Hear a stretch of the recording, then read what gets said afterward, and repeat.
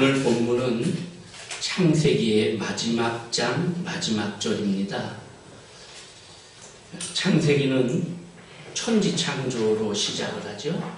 천지창조를 하고 그 다음에 인간이 타락을 하고 인간 타락한 후에 또 하나님께서 긍휼을 베푸셨는데 그럼에도 불구하고 또 인간이 죄를 지으니까 하나님께서 홍수를 내리셔요.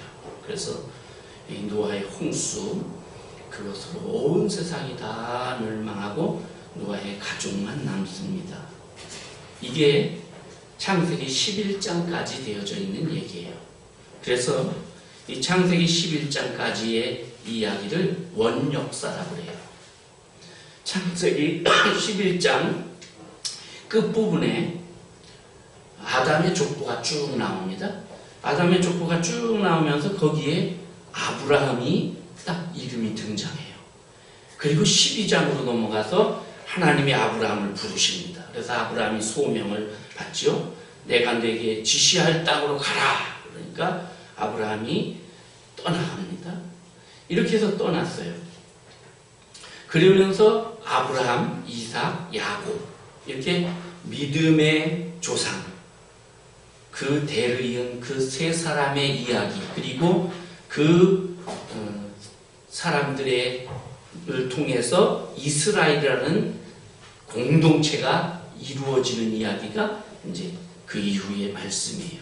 그래서 이 창세기 12장부터 50장까지를 족장사라고 해요. 족장들의 얘기가 적혀 있다는 거죠. 그런데 하나님께서 아브라함을 부르실 때에 내가 너와 네 후손에게 복을 주겠다. 그리고 너의 후손으로 큰 민족을 이루겠다 하신 것. 그 큰 민족을 이루는 그 모습이 창세기에 다 나와요. 그리고 끝장에서 요셉이 죽음으로써 모든 게 준비되었다라는 걸 보여주고요. 그 다음에 300년 후에 400년 후에 출애굽 얘기가 출애굽기로 시작이 되죠. 그래서 출애굽을 해서 큰 민족을 그 기간 동안에 이룬 이스라엘이 출애굽해가지고 나가서 광야 생활을 하고 가나안에 들어가고 그렇게 하는 동안에 하나님이 주신 계명을 받고 하나님과 계약을 이루고 또 그러면서 인구가 얼마나 늘었나 한 숫자도 거기 민수기에 나오고 하나님 주신 계명들이 쭉 나옵니다. 그렇게 해서 모세오경이 이루어져 있습니다. 오늘 우리가 읽은 말씀에는 요셉의 죽음이 나옵니다. 그런데 이 요셉의 죽음에 보면 여기에서 이스라엘의 12지파 형성되는 마무리가 나옵니다. 그래서 하나님께서 아브라함에게 네 자손들로 큰 민족을 이루게 하겠다 한 그 민족을 지금 이루는 기초를 다 창세기에 닦아 놓으신 거예요. 그래서 12지파가 거기 다 이제 형성이 되는 겁니다. 자, 오늘 말씀을 한번 볼게요. 22절에 요셉이 그의 아버지 가족과 함께 애굽에 거주하여 110세를 살며 요셉이 아버지를 모시고 왔죠. 애굽에서 총리 대신이 돼가지고 그래서 아버지를 모시고 와서 아버지를 모시고 오고 71년이 지나요. 그리고 나서 요셉이 죽습니다. 그 이전에 아버지는 먼저 돌아가셨고요. 17년 와서 사시고 그리고 돌아가셨어요. 그렇게 해서 110세까지 요셉이 살았습니다. 그런데 23절에 보면 에브라임의 자손 3대를 보았으며 에브라임이 누구냐 하면 요셉의 두 번째 아들이에요. 그 다음에 므낫세의 아들 마길의 아들들도 요셉의 스라에서 양육되었더라. 므낫세가 누구냐? 요셉의 첫 번째 아들이에요. 그러니까 야곱이 아브라함, 이삭, 야곱, 그리고 야곱의 이름이 이스라엘이 되죠. 이건 나중에 야곱의 이름이지만 나중에 이스라엘이라는 나라의 이름이 되잖아요. 그 야곱의 12아들들이 12지파, 우리로 치면 12도를 이루는 거예요. 그런데 레위 레위기, 민수기 여기에 가보면 하나님께서 레위 지파는 제사장 지파로 따로 뽑으셨어요. 그래서 너희는 이 지파에 속하지 아니하고 나에게 오직 예배하고 성전을 봉사하는 자들로 세운다. 레위 지파를 쏙 빼십니다. 그러면 12지파가 11지파밖에 안 되잖아요. 그것을 미리 여기 지금 오늘 본문에서 12지파로 채워놓으시는 거예요. 므낫세와 에브라임. 창세기 48장에 보면 야곱이 나이가 많아 이제 죽게 됩니다. 죽을 때가 되니까 요셉이 두 아들을 데리고 아버지를 찾아가요. 그래서 아버지에게 인사를 드리고 아버지 이렇게 몸이 약하셔서 어떻게 해요? 이렇게 하니까 야곱이 두 아들을 데리고 온 두 아들 므낫세와 에브라임을 보고 얘네들은 나를 만나기 전에 네가 이 애굽에서 낳은 아들들인데 이제는 네 아들이 아니고 내 아들 해야 된다. 그래요. 창세기 48장 5절에 보면 내가 애굽으로 와서 내게 이르기 전에 애굽에서 내가 낳은 두 아들 에브라임과 므낫세는 내 것이라. 내 아들이다. 그러니까 야곱의 12아들 중에 미리 하나님께서 레위 지파 빠질 걸 알고 야곱을 통해서 한 지파를 더 채우는 거예요. 요셉, 그래서 이스라엘의 12지파는 요셉 지파가 없어요. 므낫세 지파, 에브라임 지파 이렇게 두 지파가 들어가는 거예요. 그래서 요셉은 야곱의 장자의 그 분깃을 받습니다. 장자의 분깃은 다른 아들들보다 두 곱절을 받는 거거든요. 그런데 뭐 재산이야 요셉이 더 많은데 야곱보다, 그죠? 그러니까 재산으로 분배를 해서 두 곱절을 주는 게 아니고 두 지파를 주는 거예요, 요셉에게. 그게 요셉이 육신으로는 장자의 권한을 받았고요, 영적으로는 유다가 그 권한을 받아서 유다 지파에서 다윗 왕이 나오고 예수 그리스도가 나오시는 거죠. 자, 그래서 두 아들, 네 아들 므낫세와 에브라임은 내 아들이다 이렇게 하셔요. 그렇게 하고 나서 축복 기도를 해줍니다. 축복 기도를 하는데, 자, 데리고 와라, 내 기도해 주마. 그러니까 데리고 갔어요. 오른쪽, 야곱의 오른쪽에 므낫세를 세우고 왼쪽에 에브라임, 큰아들 작은아들 해서 오른손 왼손 이렇게 해서 기도해 주라고. 그렇게 딱 데리고 갔는데 야곱이 이렇게 기도를 해요. 성경에 그게 나오죠. 이렇게 기도를 하니까, 기도를 하면서 하나님 이러고 기도를 하니까 요셉이 이게 큰아들한테 왼손이 올라갔단 말이에요. 그러니까 손을 막 이렇게 하면서 아버지 이쪽이 큰아들이고 이쪽이 작은아들이에요. 그러니까 야곱이 나도 안다 그렇지만 하나님께서 이렇게 하신다 그러면서 축복을 기도를 해줘요.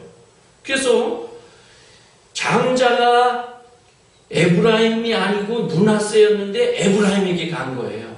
이렇게 돼서. 자, 야곱 자신도 그랬잖아요. 자기도 장자가 아닌데 에서가 장자인데 그 장자의 축복을 뺐다시피 해서 자기가 가졌잖아요. 그런데 지금 이 요셉의 아들도 이렇게 해서 기도해서 바꿔버렸어요.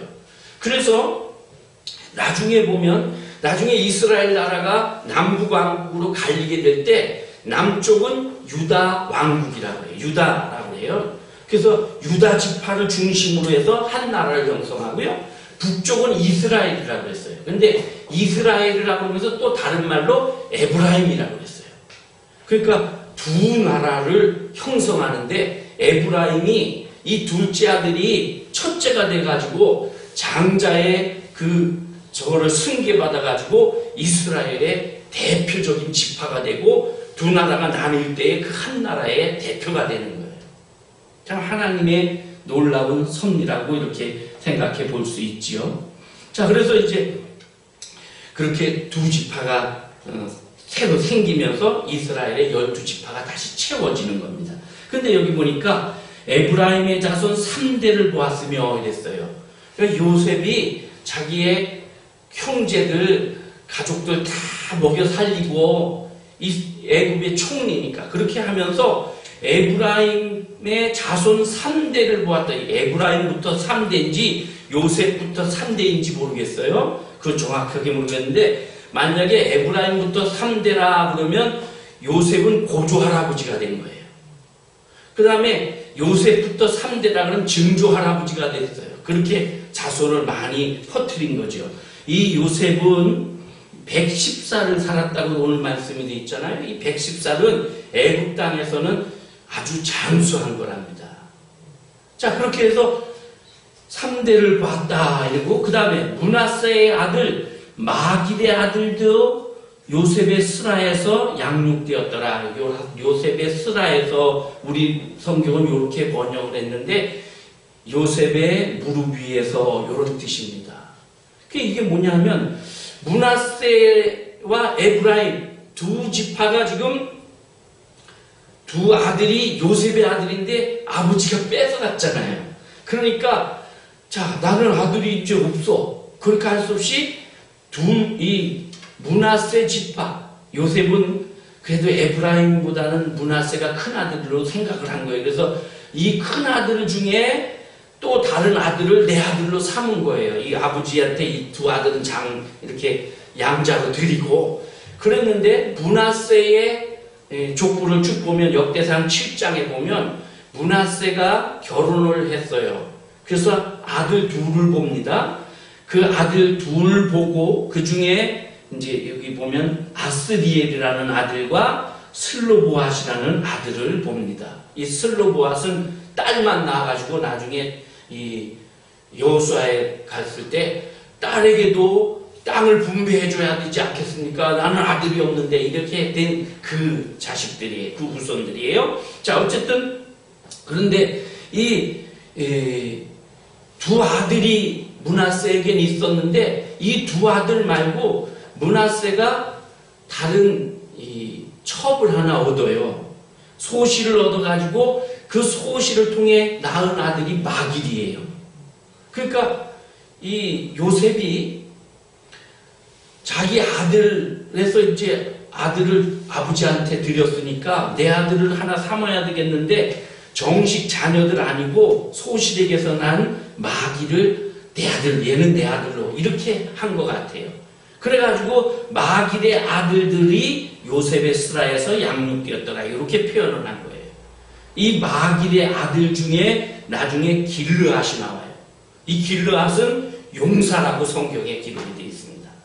자, 이렇게 해서 가족들을 다 먹여 살립니다. 그 다음에 이제 24절은 요셉이 형제들에게 유언하는 내용입니다.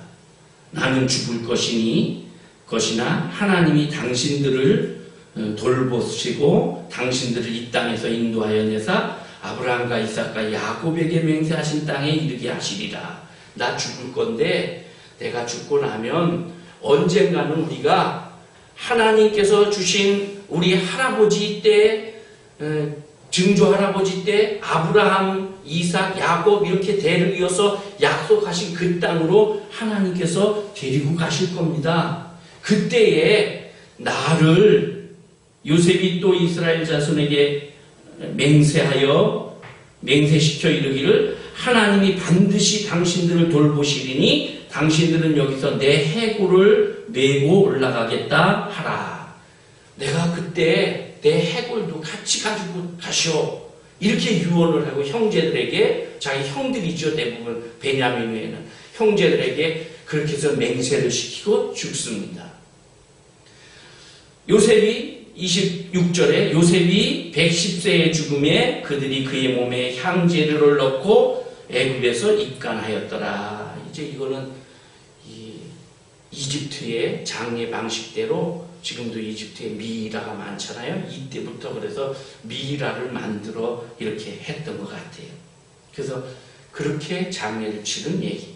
자, 창세기가 중간에 원역사를 빼면 아브라함 믿음의 조상으로 시작을 해서 큰 민족을 이루리라 한 것이 요셉의 죽음으로 창세기는 끝나요. 그런데 모든 민족을 이룰 만한 그런 이제 준비를 다 갖춘 거예요. 그리고 이제 숫자만 늘리면 돼. 그렇게 해가지고 400년 동안 숫자를 늘려서 출애굽하는 얘기가 출애굽기에 촥 나오는 거예요. 출애굽기 나오고 그 위에 아까도 얘기한 것처럼 이제 제사하는 거, 하나님께 어떻게 제사할 건가, 하나님의 계명이 뭔가, 이런 것들을 쭉 이야기를 하고 있습니다. 자, 오늘 말씀에 요셉이 죽으면서 나를 데리고, 날 죽으면 내 시체, 내 해골 만든 이 내 해골을 가나안 땅으로 꼭 가지고 가주시오, 이렇게 형제들에게 유언을 하잖아요. 그 유언대로 출애굽 13장에 보면 이스라엘 자손이 애굽 땅에서 대열을 지어 나올 때에 모세가 요셉의 유고를 가졌으니, 요셉의 유고를 가지고 갑니다. 여호수아 24장 32절에도 보면 또 이스라엘 자손이 애굽에서 가져온 요셉의 뼈를 세겜에 장사하였으니. 자, 요셉은 이집트의 총리 대신이에요. 바로왕 다음 가는 2인자예요. 그러면 요셉이 장례를 치르고 났을 때에 요셉을 위해 무덤이 아마 피라미드 중에 하나가 있을런지도 모르겠어요. 구국공신이잖아요. 나라를 그 가뭄에서 7년 대흉년 때에 온 그 지역에 있는 나라들이 다 망했는데 이집트는 오히려 더 번성하고 이랬잖아요. 그렇게 한 주인공이니까 죽은 다음에 무덤을 아주 크게 썼을 거란 말이죠. 그럼 거기서 평생 있으면 되는데 내 해골을 쏙 빼가지고 가라, 이렇게 왜 그렇게 했을까? 창세기 49장 그 앞장으로 가보면요, 야곱이 죽습니다. 야곱이 12아들을 다 불러놓고 축복하며 기도하는 내용이 쭉 나오고요. 그렇게 한 다음에 147세에 죽어요. 근데 이 147세에 죽었는데 참 놀라운 거는 요셉이 아버지 밑에서 17년 동안 채색옷을 입으면서 그러면서 컸어요. 그러다가 형들의 미움을 받아서 팔려가지고 왔단 말이에요. 애굽에 와서 고생해갖고 총리 대신이 됐죠. 나이를 계산해 보면 요셉이 39살 때 다시 아버지를 만나요. 형들과 아버지를. 그래서 그때에 야곱이 가족들을 다 데리고 애굽에 내려왔어요. 그 애굽에 내려왔는데 애굽에 내려올 때 야곱의 나이가 130세예요. 그래서 바로 앞에서 내 나이가 130이니 우리 조상에 비하면 아무것도 아니고 험악한 세월을 보냈습니다, 이러잖아요. 자, 130부터 147살까지 17년 동안 요셉의 효도를 받아요. 참 놀랍죠? 17년 컸는데 하나님이 17년 동안 다 효도받도록 보상해 주셨어요. 이건 좀 별개의 얘기고, 어쨌든 야곱이 12아들을 축복을 해줍니다. 축복해주고 기도하고 그 다음에 이렇게 말해요. 그가 그들에게 명하여 이르되 내가 내 조상들에게로 돌아가리니 나를 햇사람 에브론의 밭에 있는 굴에 우리 선조와 함께 장사하라. 그 굴은 아브라함이 사놨던 굴. 아브라함이 막벨라 굴을 거기 돈 주고 400개인가 얼마 주고 사는 거잖아요. 거기다가 우리 아브라함, 할아버지 아브라함, 이삭, 야곱, 그리고 그 부인들 거기에다 매장돼 있잖아요. 굴 속에. 거기다 나를 갖다가 묻어라 그래요. 그러니까 요셉이 총리 되신 때이니까 그렇게 하겠습니다 해갖고 이제 바로왕에게 허락을 받아가지고, 그래서 아버지를 역시 40일 동안 향처리를 타고 70일간 모든 그 애굽의 사람들에게 그 근신하는 기간을 둔 후에 70일 후에 큰 아주 장례 행렬을 해가지고 그래서 가서 장례를 치르는데 이 거리가 자그마치 350km예요. 350km예요. 그러니까 뭐 어마어마한 거리죠. 이걸 지금처럼 무슨 자동차로 가는 게 아니고 마차에다 시신을 모시고, 그리고 뭐 말을 타고 갔겠지만, 낙타나 말을 타고 갔겠지만, 시신을 그렇게 하고 향처리한 시신을 가지고 가니까 빨리 막 달려가지도 못하잖아요. 길이 있는 것도 아니잖아요. 그렇게 해서 가니까 아마 여러 날, 한 달도 더 걸렸을 거예요. 그래 가지고 가서 장례를 치릅니다.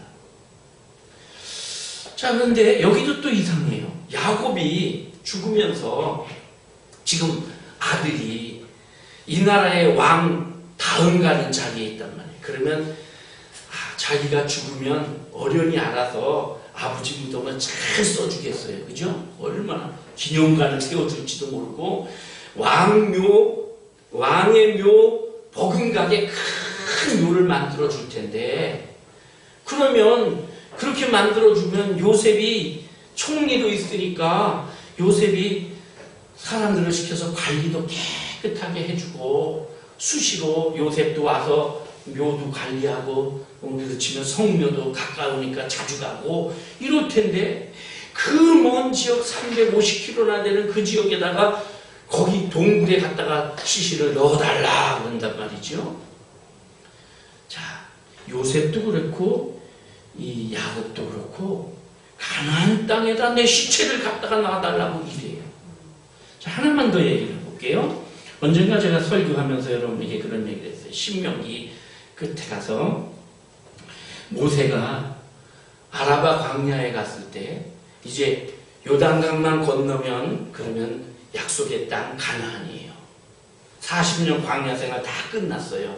그래 이제 가나안 땅을 들어가면 되는데 거기서 모세가 하나님께 기도해요.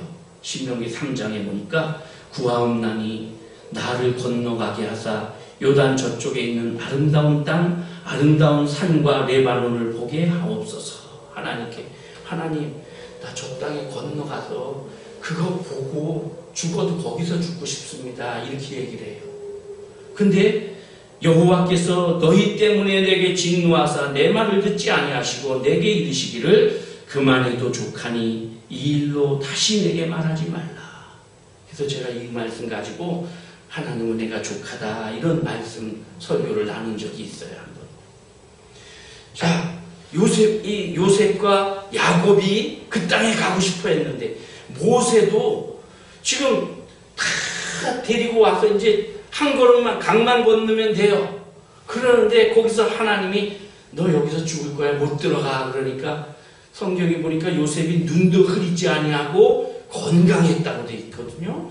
그러니까 하나님 나 저것 때문에 내가 지금 이 고생하면서 여기까지 왔는데 요거만 들어가서 저기 가서 며칠 살다가 죽어도 좋으니까 저 땅에 밟아보고 죽으면 안 되겠습니까? 이러는데 하나님이 내 은혜가 족하다 이러면서 너는 비스가 산 꼭대기에 올라가서 요단 동서남북 다 봐라. 그렇지만 너는 거기 못 건너간다. 그래서 비스가 산에 올라가서 그거 보고 이 모세가 죽었어요. 모세 시신이 어디 있는지 모른다고 성경에 그렇게 돼 있죠. 자, 모세도 그 가나안 땅, 그 땅에 들어가고 싶어 했어요. 모세도 그랬고 야곱도 그랬고 요셉도 그렇고 내 시신은 거기다 갖다가 좀 그렇게 얘기를 한단 말이죠. 그럼 왜 그렇게 가나안 땅, 그 땅을 그렇게 사모했을까 하는 거예요. 성경엔 가나안 땅을 가리켜서 뭐라고 그러냐면 아름답고 광대한 땅 또는 젖과 꿀이 흐르는 땅, 그 다음에 모든 땅 중에 아름다운 곳 이렇게 표현을 하고 있어요. 좋은 땅이라는 거죠 한마디로. 근데 성지순례를 가보면 그 땅이 정말 그렇지 않아요. 그 땅에 가보면 척박하고 특히 이스라엘 그 지역은 산이 많아요.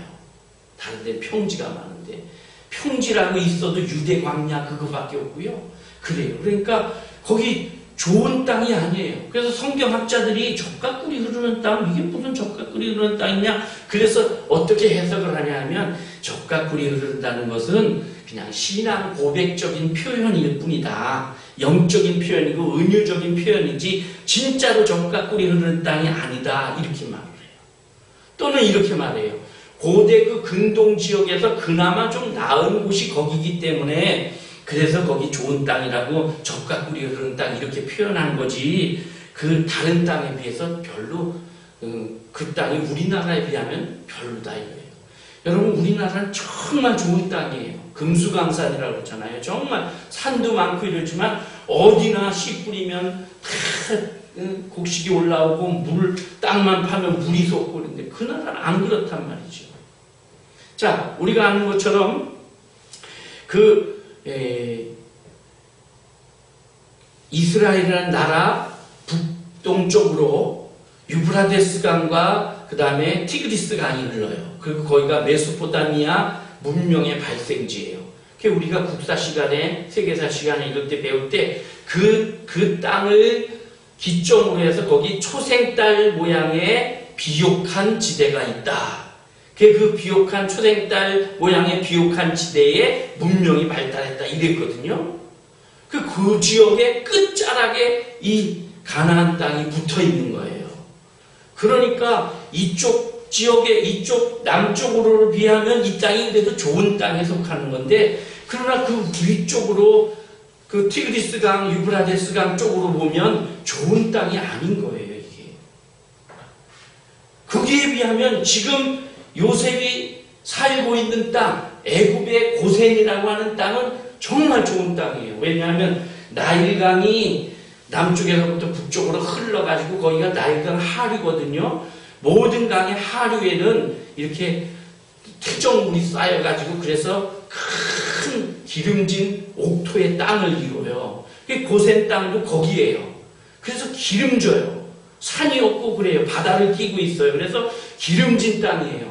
그래서 요셉이 아버지 왔을 때에 바로가 좋은 땅을 아버지 식구들에게 줘라. 그러니까 그 땅을 주어서 거기서 살게 했단 말이에요. 지금도 거기에 이 유적지가 있어요. 요셉의 집도 있고 이런 게 있어요. 자, 그런데 그런 거를 비하면 가나안 땅은 좋은 땅이 아닌데, 그런데 왜 그러냐. 성경을 찾아보면 가나안 땅은 기근과 흉년이 심한 땅이었어요. 창세기 12장에 보면 아브라함이 하나님이 부르심을 받아서 그 땅에 갔죠. 내가 지시할 땅으로 가라. 그래 갔더니 가서 얼마 못 살고 기근이 들어서 흉년이 들어서 도저히 못 살겠어서, 그래서 못 살겠다. 애굽으로 도망을 가요.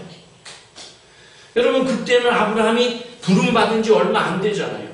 내가 내 민족을 하늘의 별처럼 땅의 모래처럼 많게 해주겠다 그러면서 그렇게 부르셔서 그래서 의욕을 가지고 갔는데, 가서 딱 텐트 치고 보니까 이게 별로 안 좋단 말이에요. 그런데다가 기근이 심해가지고 그래서 도저히 못 살겠어서 애굽으로 그냥 내려와가지고 애굽에 갔다가 부인 뺏길 뻔했잖아요. 그러다가 하나님 도와주셔서 겨우 되찾아가지고 다시 오지요. 자, 얼마 지난 후에 이삭이, 창세기 26장으로 가보면 이삭이 그 땅에 살 때에 흉년이 또 들었어요. 그게 도저히 못 살겠어서 어디로 갈까? 아버지 따라서 아버지처럼 저기 애굽으로 내려갈까 하고 생각을 해보니까 애굽에 갔다가 아버지가 부인 뺏길 뻔한 얘기를 아들 키우면서 했겠죠. 야, 내가 거기 갔다가 야, 너희 엄마 뺏길 뻔했다 이러면서. 그러니까 그거 때문에 거기는 못 가고, 그래서 약간 서쪽 바닷가 쪽에 블레셋 지역 그랄 땅으로 갑니다. 그랄 땅에 가서 거기서 우물 파고 그래도 물이 나와서 야, 좀 살만하다는데, 그 그랄 땅에 있는 블레셋 왕이 이삭의 부인이 이쁜 걸 보고는 또 뺏으려고 데리고 가잖아요. 아비멜렉이. 그러니까 하나님이 막 꿈에 나타나갖고 너 누군 줄 알고 데려왔냐. 그러니까 아이고 하나님 지 누나라고 그러든 여동생이라고 그러던데요. 이래가지고 그 성경에 있잖아요. 그래서 자, 부인 뺏길 뻔했어요. 왜? 흉년 때문에 이동하다가. 자, 요셉 야곱 때도 흉년이 들어서 물이 7년 동안 그 지역이 다 흉년이 들어서 도저히 못 살겠어서, 그래서 아들들한테 야, 애굽에는 양식이 있다니까 가서 좀 사와라 이러고 보냈는데, 거기서 헤어졌던 이 동생을 만나고 그래서 해피엔딩으로 끝나게 됐지만요. 가나안 땅은 비도 별로 안 오고 척박한 땅이에요. 그런가 하면 아까도 얘기한 것처럼 고센 땅은 아주 좋은 땅이란 말이죠.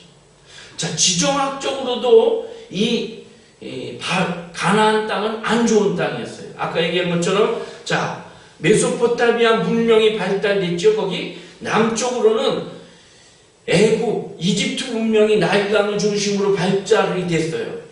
애굽이라는 큰 강대국이 있어요. 저기는 뭐 그 바벨론이라든가 아수르라든가 이런 나라들이 다 거기에 버티고 있어요. 그래서 이 나라들이 번성할 때마다 어딘가 또 땅을 넓히려고 하니까 이쪽에서 남쪽으로 쳐들어와. 특히 애굽에는 보물이 많다, 이런 소문이, 금도 많다 이러니까 일로 쳐들어온단 말이에요. 그래서 쳐들어와서 뺏어가고, 이쪽에서도 자, 좀 번성해지면 어딘가 영토를 넓혀야 되는데 이쪽 나머지 아프리카 쪽 땅은 다 황폐하고 별로니까 북쪽으로 치고 올라간다고요. 그러니까 그 중간에 끼인 땅이 이 이스라엘 지금의 가나안 땅이에요. 그러니까 가나안 땅은 이래도 죽고 저래도 죽는 거예요. 이쪽이 잘 돼도 죽고 이쪽이 잘 돼도 죽고 괴로워요. 우리나라하고 똑같아요. 우리나라도 보세요. 지정학적으로 보면 러시아가 있죠. 중국이 있죠. 일본이 있죠. 그래서 우리나라 얼마나 많이 그냥 옛날부터 얼마나 많이 침략을 당했습니까, 여러분?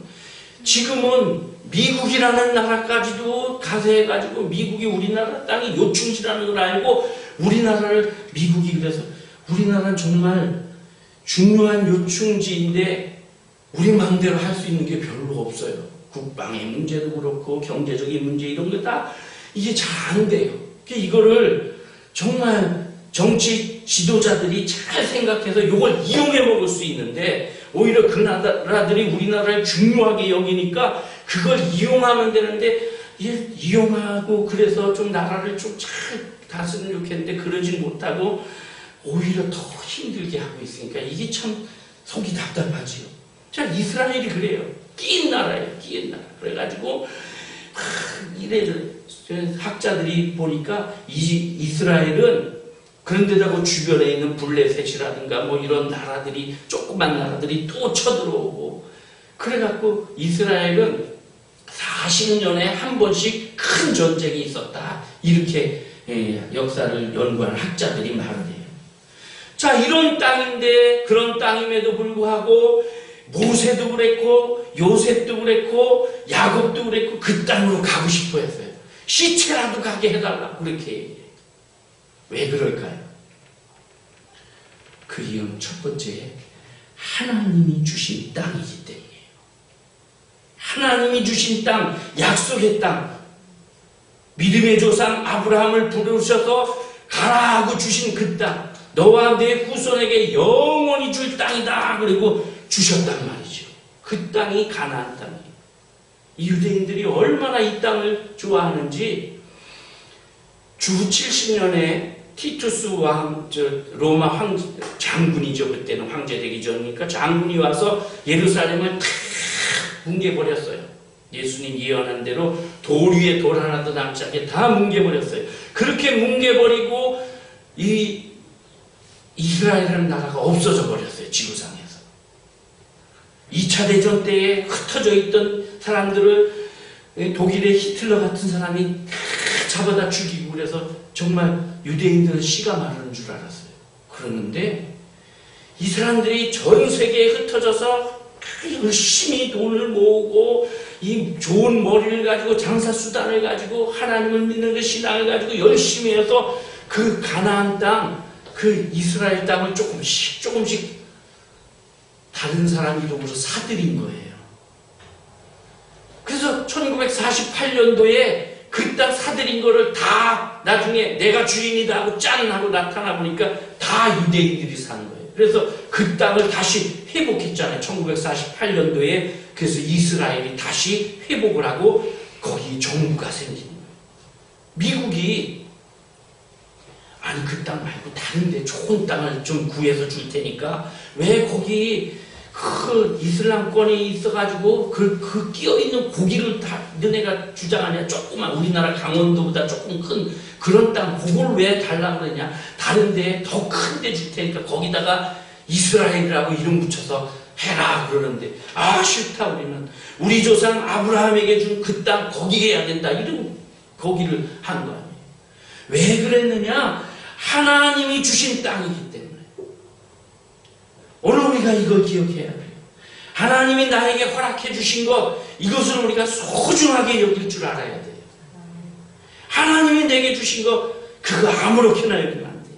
자, 하나님이 내게 주신 것, 그것 중에 뭐가 있을까요? 우리 가족이 있어요. 가족을 그래서 소중하게, 우리 가족을 소중하게 여겨야 돼요. 또 내게 주신 직분, 이거 소중하게 여겨야 돼요. 별거 아닌 것 같아도, 초라해 보여도 그래도 이게 소중하게 여겨야 돼요. 교회, 내게 주신 교회 소중하게 여기고 이것을 잘 귀중히 여겨야 돼요. 더 나아가서 신앙, 하나님이 내게 주신 거예요. 믿음, 지난주에도 얘기했잖아요. 믿음이 내게서 나간 것이 아니고 하나님이 주신 선물이라고요. 하나님이 주신 것이기 때문에 이거 소중하게 여겨야 돼요. 이 야곱이나 요셉이나 가나안 땅, 그 땅을 사모하는 이유가 하나님이 주셨기 때문에. 그 다음 두 번째로 왜 이 땅을 이렇게 사모하고 좋아했느냐? 하나님이 계시는 땅이라고 생각했기 때문이에요. 애굽, 실은 살기 너무 좋은 곳이거든요. 근데 그 땅에는 우상이 막 엄청 많아요. 우상이 많아가지고 얼마나 거기에 세뇌가 됐으면 이 사람들이 나와서 하나님께 끌려 나왔음에도 불구하고 하나님하고 모세하고 지금 계약 맺으러 산에 올라갔는데 그 새를 못 참고 송아지를 만들어 놓고 으쌰으쌰 하면서 이게 우리 신이다 이런단 말이에요. 별 우상이 다 있어요. 여러분, 그 모세가 10가지 재앙을 내린 거 있잖아요. 그게 다 애굽의 신을 격파하는 거예요. 애굽의 신. 그래서 나일강은 신이라고 생각했어요. 사람의 힘으로 어쩌지 못한 그걸 모세가 지팡이로 피를 만들어 버린 거예요. 메뚜기 떼 또는 딱정벌레, 파리떼라고 나와 있는 딱정벌레, 이게 솥동구리예요. 솥동구리, 이 솥동구리가 그 이집트의 그 무덤에 보면 그림으로 막 나와 있는데 이게 다 솥동이 똥을 이렇게 뒹굴뒹굴 굴리는 것처럼 태양신을 굴리는 신이라고 보는 거예요. 신의 형상이라고. 그래서 태양이 아침에 떴다가 지고 이러듯이 이 동그란 거를 굴리는 이 신, 그 신이 여기 지금. 그래서 그 함부로 잡지 않았는데 모세가 손을 들면 먼지를 뿌리니까 이 딱정벌레 떼가 나타나는, 이거 죽이지도 못하고 신이니까 어쩌나 이렇게 되고 그렇게 된 거예요.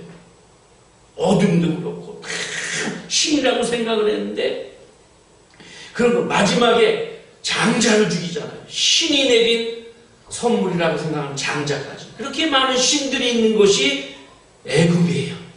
그러니까 하나님이 계시지 않는다고 보는 거죠. 우리가 하나님 주신 그 땅에 가야 하나님이 거기 계신다. 하나님이 계신 땅이기 때문에 그 땅으로 내가 죽어서라도 가야 되겠다. 이런 마음을 가진 거예요. 여러분, 찬송가 중에 높은 산이 거친 들이 초막이나 궁궐이나 내 주 예수 모신 곳이 그 어디나 하늘나라. 그렇죠. 주님이 계신 그곳이 정말 우리가 있어야 될 자리인 것입니다. 우리가 왜 천국을 사모하고 그리워합니까? 오늘 교동문에서 읽었잖아요. 그곳은 신부가 신랑을 위하여 단장한 것처럼 멋있고 좋은 곳이어서 그런 것도 있지만 그것보다는 하나님이 거기 계셔서 그의 백성의 눈물을 씻겨주시고 다시는 아프지도 않고 애통하는 것, 사망도 없고 하나님이 내가 친히 저들의 하나님이 되고 저들은 나의 백성이 되고 그러기 때문에 우리가 천국을 사모하는 것처럼 하나님이 계신 땅이라고 생각하니까 그 가나안 땅을 그렇게 사모했던 것입니다. 우리가 이걸 기억해야 돼요. 자, 여러분이 계시는 곳이 지금 어디입니까? 여러분이 계신 곳은 하나님이 약속한 그곳입니까? 하나님이 함께 하시는 그 자리입니까? 하나님이 함께 계시는 거기가 우리가 있어야 될 자리고 우리 마음을 두어야 될 자리예요. 세상의 것 바라보면서 세상이 아무리 좋아도 그것 바라볼 게 아니고 하나님이 내게 주신 사명, 하나님이 내게 주신 땅, 그것을 바라보면서 고통스러워도 힘들어도 더 지정학적으로 또 여러 가지 환경적으로 볼 때 더 안 좋은 땅일지 모르지만 그래도 그 땅을 사모하는 것처럼 우리도 그렇게 사모해야 되는 것입니다. 예수님께서는 그래서 십자가를 지셨어요. 하나님이 예정하신 약속이기 때문에, 하나님이 함께 하시는 것이기 때문에 십자가를 지고 골고다로 올라가신 거예요. 오늘 여러분에게 주신 직분과 사명들, 여러분의 가정, 여러분의 직장, 여러분의 교회, 하나님이 우리에게 주신 것이고 하나님이 함께 하시는 곳, 그곳에 여러분의 마음을 두고 가나안 그 땅으로 나를 데리고 가다오 하는 것처럼 우리가 우리에 있는 그 자리, 그곳이 가나안이라 생각하면서 여러분이 주님을 찾고 주님을 만나고 그래서 영적인 자유함과 행복을 누리는 여러분과 제가 될 수 있기를 바랍니다. 기도하겠습니다. 하나님 감사합니다.